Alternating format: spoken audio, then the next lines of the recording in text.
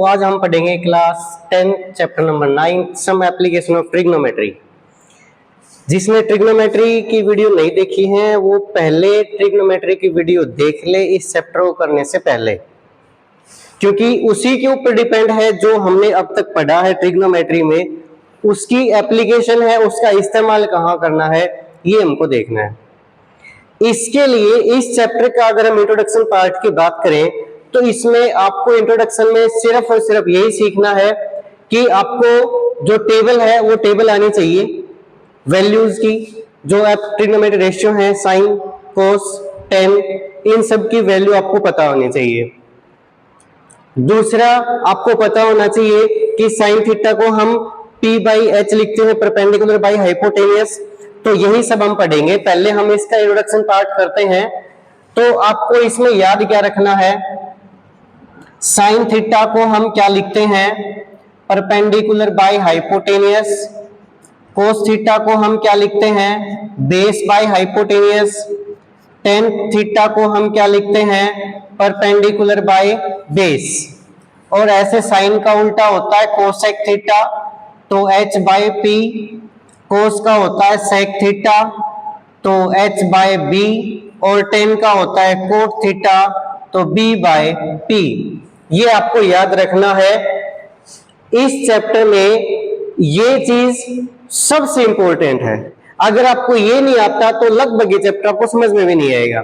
आपको ट्रिक से समझाएंगे, उन ट्रिक्स के लिए ये जरूरी है, ठीक है। इसके बाद कुछ आपको वैल्यूज याद रखनी है, sine theta, cos theta, tan theta, 0 degree, 30 degree, 45 degree, 60 degree और 90 डिग्री। मोस्टली सिर्फ ये तीन ही यूज होंगे, बाकी किसी को हम इस्तेमाल करेंगे भी नहीं। तो साइन 0 पे 0 होता है, साइन 90 पे 1 होता है। ये टेबल हमने आपको लिखनी याद करनी सिखाई थी। तो 30 पे 1/2 होगा, 45 पे 1/√2 होगा और 60 पे √3/2 होगा। अब कोस की बात करें तो उसको उल्टा करके लिख दो, यहाँ पे 1 लिख दो, यहाँ पे √3/2, ये 1/√2, ये 1/2 और यहाँ पे 0। अब 10 की बात करें तो साइन बाई कोस 10 होता है, तो 0/1 क्या आएगा, 0 आएगा। 1/2 √3/2 क्या आएगा, 1/√3 आएगा।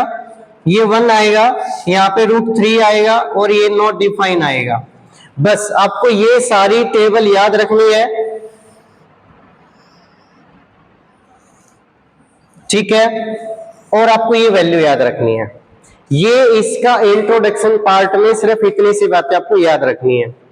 अब इसमें हमको करना कैसे है, देखिए आपको ट्रायंगल है, राइट एंगल ट्रायंगल ही मिलेगी, ठीक है। राइट एंगल ट्रायंगल में आपको एंगल तो मिलेगा ही मिलेगा। जो भी एंगल है वो आपको देखना है कि वो एंगल ये है कि ये है, एंगल हो गया। इसके अलावा आपको एक साइड गिवन मिलेगी, एक साइड आपको निकालनी मिलेगी।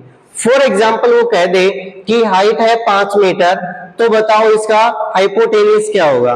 इट मींस ये परपेंडिकुलर है और ये हाइपोटेनियस आपको निकालना है। तो परपेंडिकुलर, हाइपोटेनियस, दो ही बातें आपको याद रखनी है, एक जो गिवन है वो, दूसरी जो निकालनी है वो। और उन दोनों में रिलेशन क्या बनेगा, यहां पे ये P बनेगा और ये H बनेगा, ये P है और ये H है, क्लियर। इधर क्या आएगा, तो P बाई H क्या होता है, साइन थीटा। बस दो साइडें एक गिवन है, एक फाइंड आउट करनी है, उन दोनों में रिलेशन क्या है, साइन, कोस या टेन। 99% बस यही बनाएंगे हम।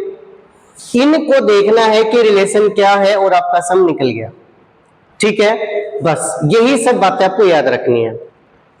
एक और बात याद रखनी है, एक होता है एंगल ऑफ एलिवेशन, एक होता है एंगल ऑफ डिपर्सन।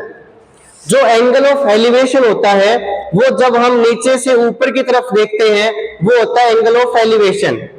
अगर मैं यहां खड़ा होके ऊपर छत को देख रहा हूं तो वो एंगल ऑफ एलिवेशन है, और जब हम ऊपर से नीचे की तरफ देखेंगे तो वो एंगल ऑफ डिपर्सन बनेगा। अगर कोई व्यक्ति यहां पे खड़ा है और कोई बिल्डिंग को देख रहा है, बिल्डिंग के ऊपर वाले सिरे को देख रहा है, तो ये जो एंगल बनेगा ये एंगल ऑफ एलिवेशन होगा। और अगर कोई व्यक्ति यहां बिल्डिंग पे खड़ा होके नीचे की तरफ देख रहा है तो ये जो एंगल बनेगा ये एंगल ऑफ डिपर्सन बनेगा। क्लियर? ये बातें बस आपको याद रखनी है, इंट्रोडक्शन में इससे ज्यादा